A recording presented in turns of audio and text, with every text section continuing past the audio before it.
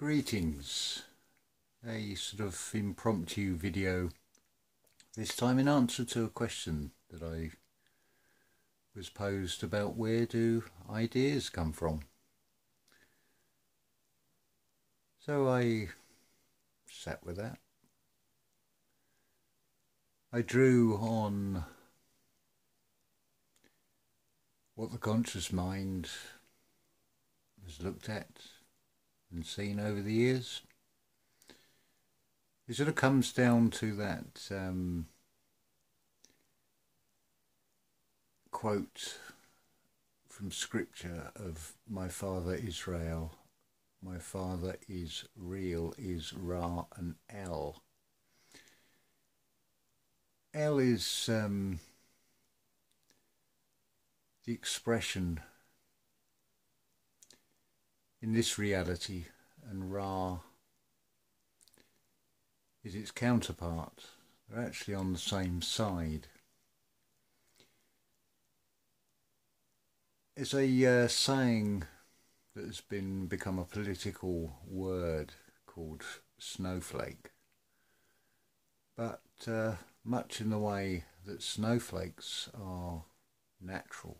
They are unique, individual, broadly the same and yet unique. And they're here for a momentary time period, if the conditions are right. And effectively we are snowflakes with a consciousness attached. Part of that consciousness comes equipped with an ego, which plays the part of the adversary, the opposition, the one that will lead you down various routes that it's very fragile as well, that one, because it can be hurt very easily. It can take everything personally, because that is what the deceiver does. It makes you feel that you are your thoughts and your conscious mind. So I wonder if anybody had actually clicked on this video based on the title of Engine Management Systems. Bit of clickbait just for fun. But we'll take ENG. It's like a prefix. In energy, INE. But if we take the INE away and we replace it with age, because that is the only time there is, it is now. So we engage management, engine management, Man-Age-Ment, ment is mind. The age of man, the new age. It's that, it's very interesting, all of this. I was part of this. I'll give you a sort of backstory analogy. I said previously that everybody had missed the second coming. It's from an external perspective and suggesting that Wagner, the composer, was like a second coming. In many ways, yes, especially when I apply the Neville Goddard approach to his epic mythology, fusion of German mythology into the four-night drama called The Ring Cycle. Now within that story you've got Loga, which is the good side equivalent of the mischievous Loki, made more prevalent in people's minds probably with all the Marvel films that have come out in recent years.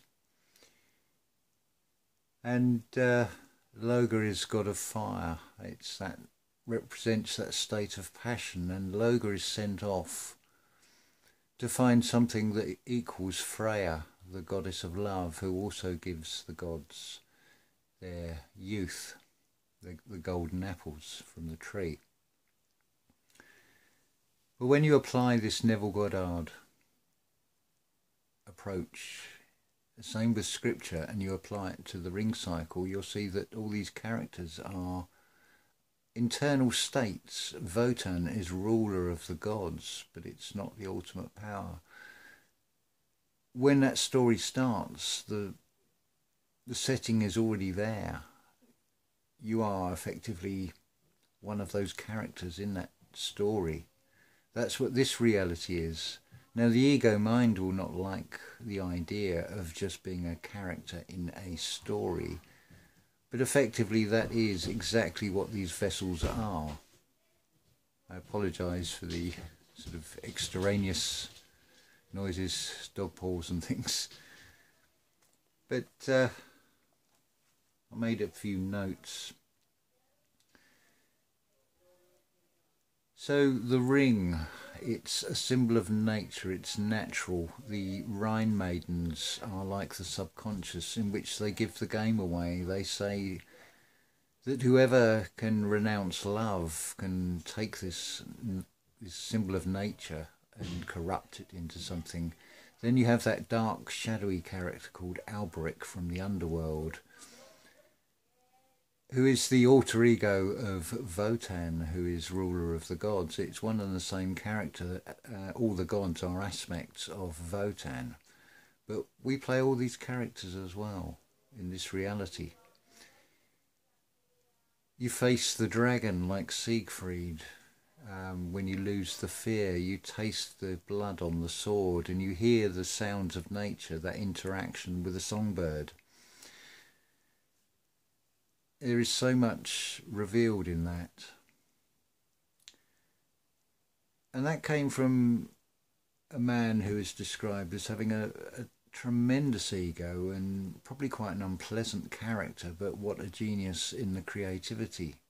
There's a balance there which I would suggest also refers back to Israel, because you sit in the middle between Ra and El.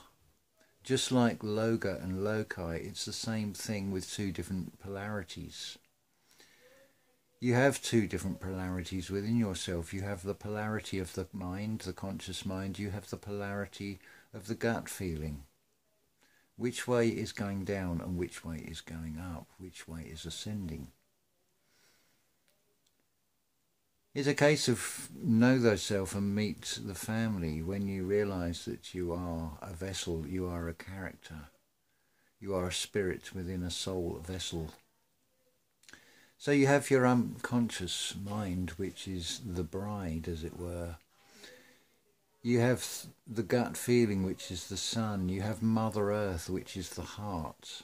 The husband is the conscious mind, and sitting right at the back there is the father, because he's farther away, or so it would seem. It's deep within the mind's eye.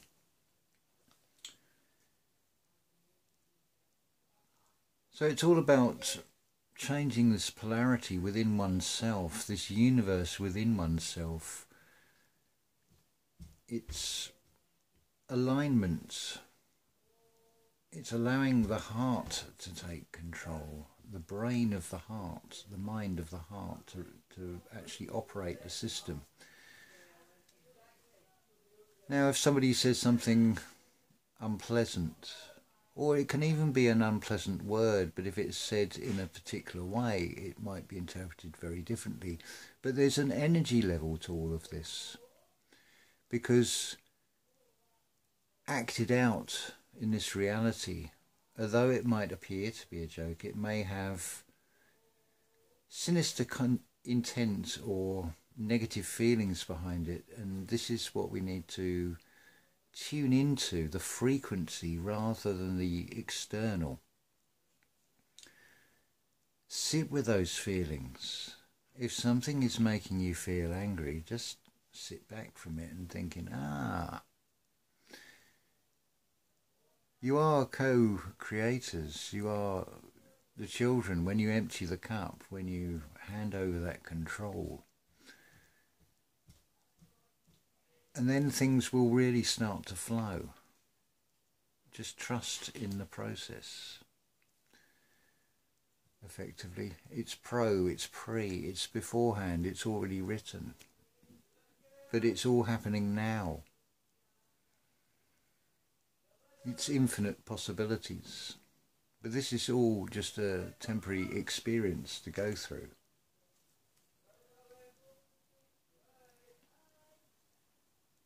So, just referring back here. Yeah, so words have an enormous power to them. Imagine, if you will, that you've never seen me before and I appear to you and I'm wearing probably a shirt and tie and a white coat and pens in the pocket and a stethoscope, and I'm saying, I have some terrible news for you. Unfortunately, you have cancer and you have 6 months to live. Are you going to believe that? Are you going to adopt that? Because the power of those words are going to trigger things with chemical changes within the vessel. That is how powerful words can be. But you don't have to accept that at all. That is a script that is being offered to you. In the same way, I could say, now there's a possibility that you could be attacked, so I've come up with this thing called a mobile phone. It will keep you feeling safe. You can communicate with people instantly. What I won't tell you is the real sinister reasons for it. It would appear to be something good. I was talking to Rudy earlier. I'm straying off topic, but it will come back to topic. All of that I'm talking about. This is pretty much a backstory. And saying about playing cards, I mean, there's a perfect example there. Now, we have a decimal numbering system between 1 and 9, and then it becomes 10. And then you move into 2 digits and 3 digits and so on. Now, with playing cards, you also have a J, a Q and a K. In fact, you have another J. There is always 2 jokers in the pack. So it would seem, but there's actually more jokers. Because is it not only by agreement that the J, the Q and the K are above the 10? Those with the 2 faces, the Janus cards, the fake royals, shown right there in the cards. I was very interested listening to the Brian Scott channel the other night. The Ra channeled messages about the tarot, and I can see and hear the frustration in how it going with it being channeled, because it does sound to be authentic. I have no reason to doubt it, but I keep an open mind that it might not be, because at the end of the day it is all imagination and we are all one, so it's collective thought waves from this magnetic field after all. You can apply a label to it, for certainly, whichever way you wish to see it. But getting back to the point, the tarot was never intended to be used for predicting favourable outcomes. It's more to tell you about yourself.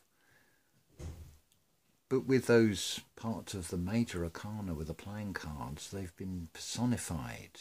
They have been given faces. It's man-made vanity yet again. The cards themselves are man-made. Effectively, it is a dead tree sliced into very small pieces. It's founded on death. This is the thing with this reality, whichever way you look at it. It's all about the devil in the detail. If you look at the engravings, fantastical engravings that have come from source, in this sense the source is a bit saucy because it's secreted out, squeezed out onto the internet. A little trail to pick up on. Because it keeps everybody arguing. Because some will see one thing, some will see another. But it's all about going in, getting to the point. But it's not about going within.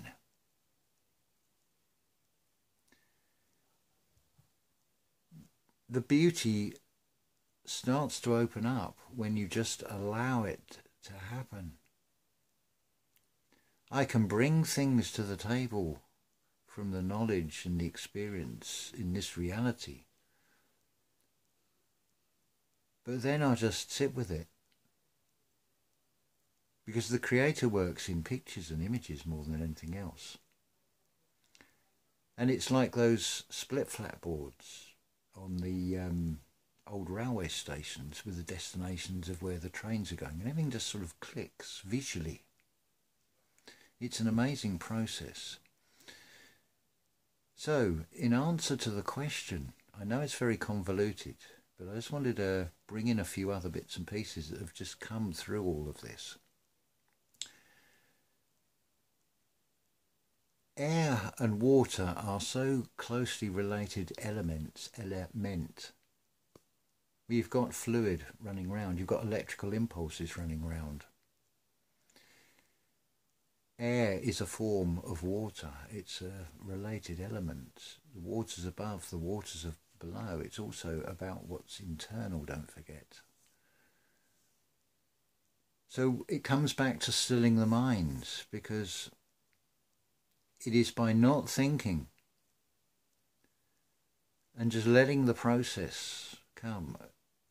Often when you're just in that relaxed state in a bath or standing under a shower, just let the water flow, because water is memory. And this is the magic of it. There's been a lot of speculation, and I've done it myself with music, with lyrics. I like to think of it that it's channeled messages that are coming through from the unconscious side. But the one thing, regardless of what it is, whether it be a painting, whether it be music, whether it be the lyrics, whether it be distinct colour flowers laid out in beds, it is all creation. Yes, you can have a negative creation, which is destruction. It is still a creation. But when we are in the Garden of Eden, where those seeds, those thoughts are planted, and when you remain level-headed, you remain sane inside, you allow that garden to flourish. Those seeds can become trees that become that crowning glory of that garden, that seventh chakra, the crown, your corona. This is why the meditation is all about stilling not just the body, it's stilling the mind, keeping that runway clear. Because you want to be flying as a spirit in air. But sometimes you have to ground. You have to come back down to earth. It's all about walking two worlds after all. There's also, in many senses, walking two worlds. There's the external. That could be someone shouting at you. Now, your internal world can do one of two things. It can, first act of war, it can defend. That's the ego coming up. But hold back, observe. Yeah, you'll feel anger. But hold on, that's words being said to you, or a script that's being given to you that's getting a reaction from you. It's creating chemical changes. If you can sit back and observe that and think, no.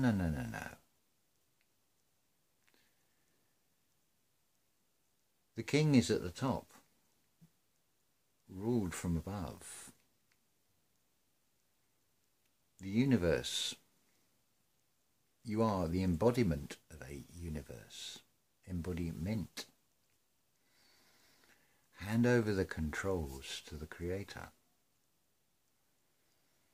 Allow those images to just come.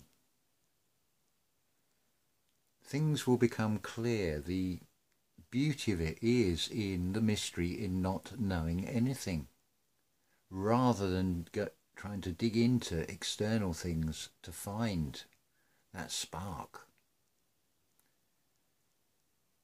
You have this all within you. I can't teach you anything. It's an abundance. It's just the perspective. It's just what blinkers you put on, what boundaries you set to what you see and how much you see. You've the walking of two worlds here. There is that external world, but you can go at any time into an internal world which is far greater, and you can create that world. Just like the magnetic frequencies that we send out. I think you'll find the less attention you give to that external world, the more it will dissolve. But, as Neville Goddard would say, test it for yourself. The proof is in the performance. It is there to be found if you wish to try and find it. Only you know if you even want to find it. Or you can remain in the puzzle maze and be amazed.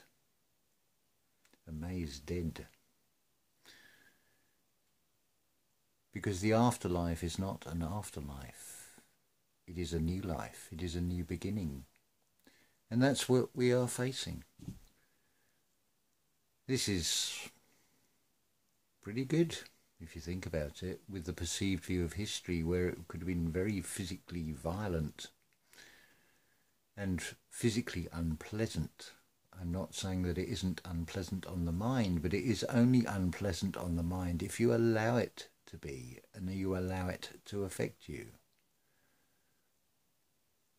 But if you can master those chemical changes within, do you really think that anything can hurt you? When you're pushing out that magnetic field at such a vibration and such an intensity that is beyond any man-made way of measuring it, there's a huge potential there. Would you not like to at least experience part of that? Put that to the test against all odds of what that external world is showing you, that world of illusions. There's the test. That's a pretty good challenge to take, I would have said. It's definitely one worth doing. And then we do start to move fully into the new age under new Man-Age-Ment. I think that's quite a wonderful idea to plant and to put out there in the cosmic field. Just close your eyes and feel the energies, feel the flow, try and surf the right wave. It's called synchronized thoughts. It's already happening anyway. But the more you can observe and think, I see how that feeling is making me feel. I'm seeing what that's doing. I like that one. That one's not so good. That's not beneficial to me. It opens up a whole new world. It really does. So yeah, just ideas. Where do they come from? That is the mystery. Call it higher consciousness, call it the creator, call it whatever label you like. It just comes, it just flows. It's a doorway to a wonder. And it's pretty good sharing it in this reality. That's not to say that I'm anything special, far from it. I have had some advantages and many disadvantages, but overall it's all working out well. Maybe I'll talk more about that another time, because things are not as they seem. Not for any of you, because within 2 years you may look the same, but every cell in that soul, that vessel, that embodiment, every cell has renewed. So you are physically, in this reality, very different. But the spirit, up to you how quick that grows. But it's a fantastic voyage, and I hope you will continue on your path, because it is all absolutely wonderful. It's absolutely perfect. It's just perspective, that's all. That's all it is. When you tune into the right frequencies, a whole new expanded universe begins to open up. Anyway, I hope that sort of shed some light on things. And I wish you all a wonderful day.